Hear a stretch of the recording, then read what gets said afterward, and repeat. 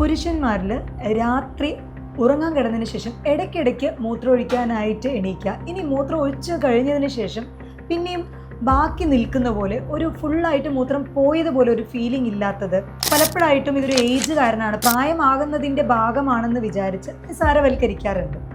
എന്നാൽ ഇത് പുരുഷന്മാരിൽ പ്രോസ്റ്റേറ്റ് ഗ്രന്ഥിയുടെ വീക്കത്തിൻ്റെ ലക്ഷണമാണ്. അപ്പോൾ ഇത് നമുക്ക് എല്ലായ്പ്പോഴും ഒരു ശസ്ത്രക്രിയ അല്ലെങ്കിൽ സർജറി തന്നെ ആവശ്യമില്ല. പലപ്പോഴും അതിൻ്റെ ഇനീഷ്യൽ സ്റ്റേജസിൽ നമ്മുടെ ഭക്ഷണ രീതിയിലും അതേപോലെ തന്നെ നാച്ചുറൽ മെഡിസിൻസ് ഒക്കെ വെച്ച് ഇത് ശരിയാക്കി എടുക്കാവുന്ന ഒന്നാണ്. ഇത് ഒരു അസുഖമല്ല, ഒരു ശരീരത്തിൻ്റെ അവസ്ഥയാണെന്നുള്ളത് ആദ്യം മനസ്സിലാക്കുക. ഇന്ന് നമ്മൾ ഡിസ്കസ് ചെയ്യാൻ പോകുന്നത് ഈ ഒരു പ്രോസ്റ്റേറ്റ് ഗ്രന്ഥിയുടെ വീക്കത്തെക്കുറിച്ചാണ്. അത് കുറയ്ക്കാനുള്ള ഭക്ഷണങ്ങൾ എന്തൊക്കെയാണെന്നുള്ളത് നമുക്ക് നോക്കാം. ഇത് നിങ്ങളുടെ doctor Jumana Haseeni ji, doctor Jumana's homeo care, Valliyode, Palakkad.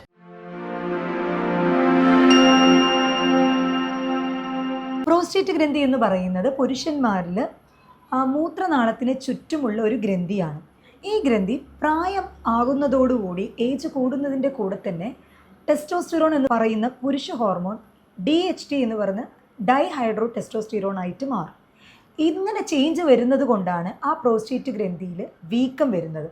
ഇത് മൂത്രനാളത്തിന് ചുറ്റും ഉള്ളത് കൊണ്ട് തന്നെ ആ വീക്കം ഉണ്ടാവുന്ന സമയത്ത് മൂത്രം ഒഴിക്കുമ്പോൾ തടസ്സമുണ്ടാവുക, ആ ഫ്ലോ നഷ്ടപ്പെടുക, അതുപോലെ തന്നെ ഇടയ്ക്കിടയ്ക്ക് മൂത്രം ഒഴിക്കണം എന്നുള്ളൊരു തോന്നൽ, ഇതെല്ലാം ഇതിൻ്റെ ലക്ഷണമായിട്ട് കണ്ടുവരുന്നത് അതുകൊണ്ടാണ്. BPH എന്ന് പറയുന്ന ബിനൈൻ പ്രോസ്റ്റേറ്റ് ഹൈപ്പർട്രോഫി പലപ്പോഴും ഇത് അതിൽ തന്നെ ഒതുങ്ങിക്കൂടുന്നതാണ്. അതൊരു പ്രോസ്റ്റേറ്റ് ക്യാൻസർ ആയിട്ട് ആവാനുള്ള സാധ്യതകൾ വളരെ കുറവാണ്.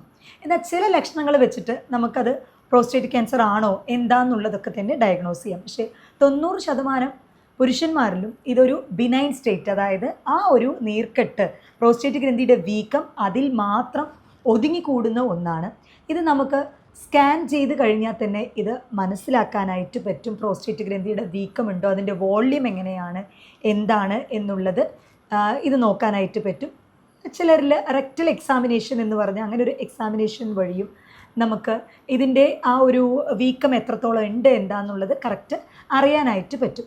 അപ്പോൾ പുരുഷന്മാരിൽ ഈ ഒരു DHT എന്ന് പറഞ്ഞ ഡൈഹൈഡ്രോ ടെസ്റ്റോസ്റ്റിറോൺ കൺവേർഷൻ, ഇതാണ് പലരിലും ആണുങ്ങളിൽ ബാൾനെസ്, കഷണ്ടി വരാനായിട്ടുള്ള മെയിൻ കാരണം ഈ ഒരു DHT കൺവേർഷനാണ്. DHT കൂടുതലായിട്ട് ഉള്ളത് കൊണ്ടാണ് പലപ്പോഴും ഈ ഒരു കൊഴുപ്പ് അധികം അടിഞ്ഞുകൂടുന്നത്, മെറ്റബോളിസം കുറയുന്നത്, ഹെയർ ലോസ് കൂടുതലായിട്ട് വരുന്നതെല്ലാം DHTയുടെ ഒരു ഭാഗമായിട്ടാണ്.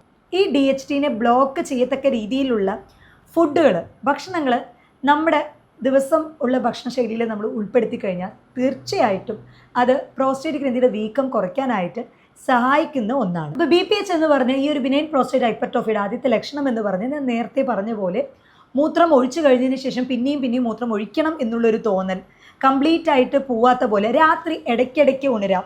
അപ്പോൾ ഇത് ഷുഗർ ലെവലൊക്കെ ചെക്ക് ചെയ്തിട്ടുണ്ട്, അതൊക്കെ നോർമലാണ് താനും. എന്നാലും ഇങ്ങനെ ഒരു പ്രതിഭാസം കാണുന്നുണ്ട്. ഇത് പ്രായമാകുന്നതിൻ്റെ ഭാഗമാകാം എന്ന് പല പുരുഷന്മാരും ഇത് പുറത്ത് പറയാനും മടിക്കാറുണ്ട്. അതിനൊരു ടെസ്റ്റൊന്നും വേണ്ട എന്ന് വിചാരിക്കാറുണ്ട്. നമുക്കിത് ബ്ലഡ് ടെസ്റ്റ് വഴി ഇതിൻ്റെ ഇൻഫ്ലമേഷൻ ഉണ്ടോ എന്താണെന്നുള്ളത് നമുക്ക് അറിയാനായിട്ട് PSA ടെസ്റ്റ് ഉണ്ട്, അതായത് പ്രോസ്റ്റേറ്റ് സ്പെസിഫിക് ആൻറ്റിജൻ ടെസ്റ്റ് ഉണ്ട്. അതുവഴി നമുക്കിത് ഡയഗ്നോസ് ചെയ്യാനായിട്ട് പറ്റും.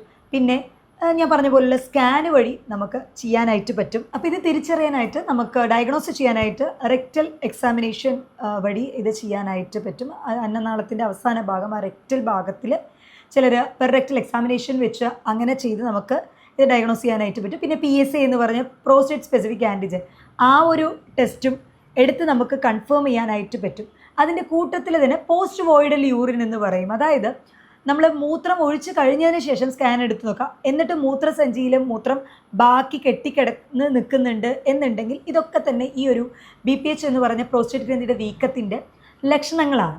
അപ്പോൾ ഇത് കുറയ്ക്കാനായിട്ട് നമ്മൾ പറഞ്ഞല്ലോ, ഡൈഹൈഡ്രോ ടെസ്റ്റോസ്റ്റിറോണിൻ്റെ കൺവേർഷൻ വരുന്നുണ്ട്, ടെസ്റ്റോസ്റ്റിറോണിൽ നിന്നും ഈ ഒരു കൺവേർഷൻ വരുന്നുണ്ട്, അതാണ് മെയിൻ കാരണമെന്ന്. അപ്പോൾ അത് ബ്ലോക്ക് ചെയ്യാനായിട്ട് നമ്മുടെ ഭക്ഷണത്തിൽ ആദ്യം ഉൾപ്പെടുത്തേണ്ട ഒരു കാര്യമാണ് പംകിൻ സീഡ് എന്ന് പറഞ്ഞ മത്തൻ്റെ വിത്തുകൾ.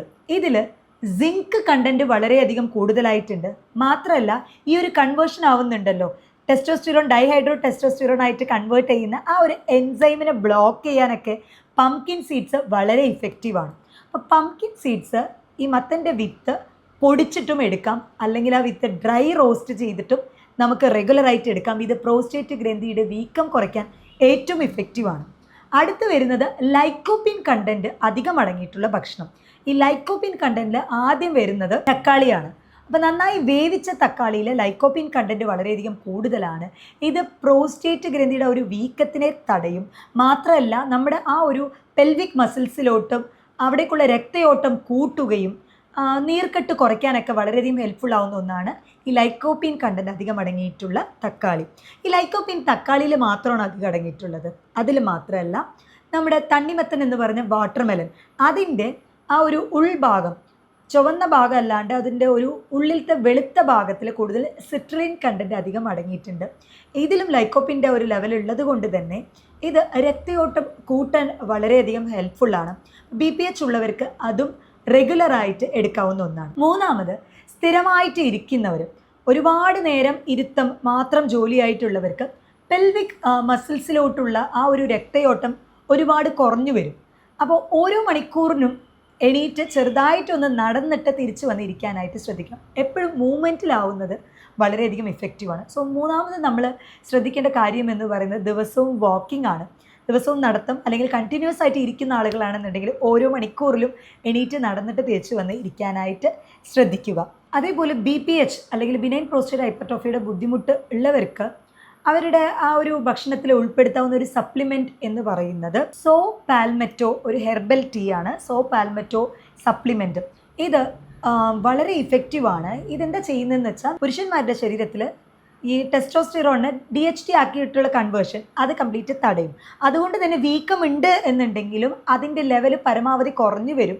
BPHൻ്റെ പ്രോസ്റ്റേറ്റ് ഗ്രന്ഥിയുടെ വീക്കം ചുരുങ്ങി വരും. അതിൻ്റെ ലക്ഷണങ്ങൾ, അതായത് മൂത്രതടസ്സം, പിന്നെ മൂത്രം ഒഴിച്ചു കഴിഞ്ഞതിന് ശേഷം പോണം എന്നുള്ളൊരു തോന്നൽ, ഇതൊക്കെ തന്നെ പരമാവധി കുറച്ച് വരാനായിട്ട് ഈ ഒരു ഹെർബൽ സപ്ലിമെൻറ്റ് വളരെയധികം ഇഫക്റ്റീവാണ്. ഇതിൻ്റെ കൂടെ നിങ്ങൾക്ക് അഞ്ചാമത് നിങ്ങൾ ചെയ്യാവുന്ന ഒരു ടിപ്പ് എന്ന് പറയുന്നത് കീഗിൾ എക്സസൈസ്, അതായത് പെൽവിക് ഫ്ലോർ എക്സസൈസ് വളരെയധികം ഹെൽപ്ഫുള്ളാണ് ഈ ഒരു പ്രോസ്റ്റേറ്റ് ഗ്രന്ഥിയുടെ വീക്കം അതേപോലെ അതിൻ്റെ ലക്ഷണം കുറയ്ക്കാനായിട്ട്.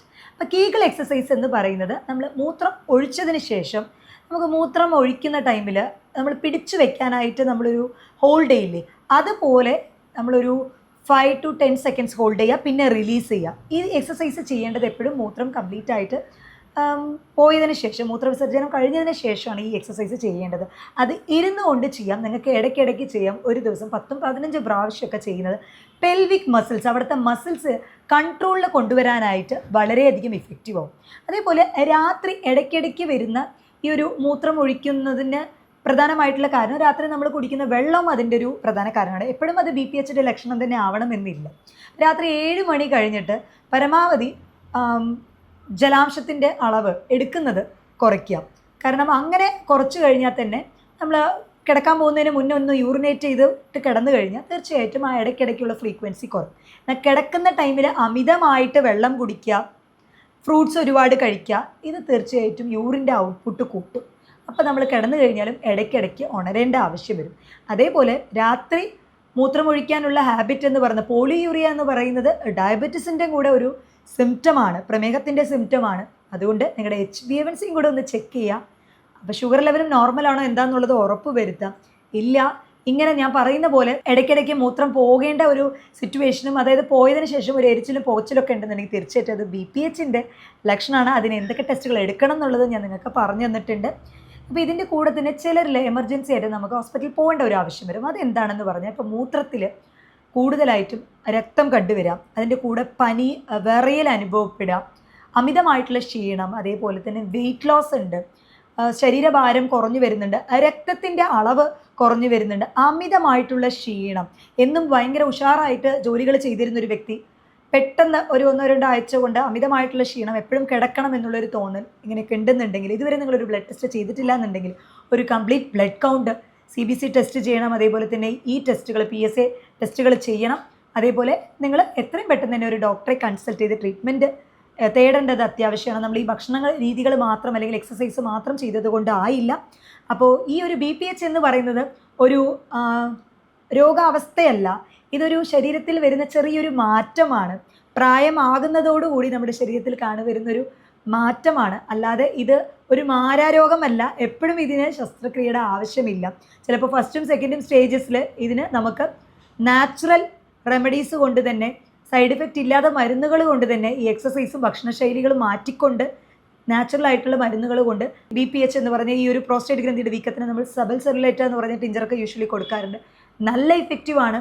അതേപോലെ തന്നെ കൊണിമാക് എന്ന് പറഞ്ഞ മെഡിസിൻസ് പൊട്ടൻസിയിലാണ് നമ്മൾ കൊടുക്കാറുള്ളത്. അത് ഓരോ പേഷ്യൻറ്റിനും അതതിൻ്റെതായ പൊട്ടൻസീസും കാര്യങ്ങളും ഡിഫറെൻ്റ് ഉണ്ട്. എല്ലാവർക്കും നമ്മൾ ഒരേപോലെ അല്ല പ്രിസ്ക്രൈബ് ചെയ്യുക. അപ്പോൾ ഗ്ലാൻസിനെ എഫക്റ്റ് ചെയ്യുന്ന മരുന്നുകളാണ് നമ്മൾ കൂടുതലും പ്രിസ്ക്രൈബ് ചെയ്യുക. അത് വളരെ ഇഫക്റ്റീവുമാണ്. അപ്പോൾ ഈ ഒരു വീഡിയോ നിങ്ങളുടെ ഒരു ഗ്രൂപ്പിലൊക്കെ ഷെയർ ചെയ്യുക. പലപ്പോഴും പുരുഷന്മാരുടെ ആരോഗ്യം അതൊരു നിസ്സാരമാക്കി വിടാറുണ്ട്. ഈ ഒരു ബുദ്ധിമുട്ടുകളൊക്കെ പലരിലും ഷെയർ ചെയ്യാനായിട്ട് അവർ ബുദ്ധിമുട്ടുന്നവരുമാണ്. അപ്പോൾ അതുകൊണ്ട് തന്നെ ഈ വീഡിയോ പരമാവധി ഷെയർ ചെയ്യുക. മറ്റൊരു ഹെൽത്ത് ടോപ്പിക്കുമായിട്ട് വീണ്ടും കാണാം. ഇത് നിങ്ങളുടെ doctor Jumana Haseen AG, doctor Jumana's homeo care, Valliyode, Palakkad.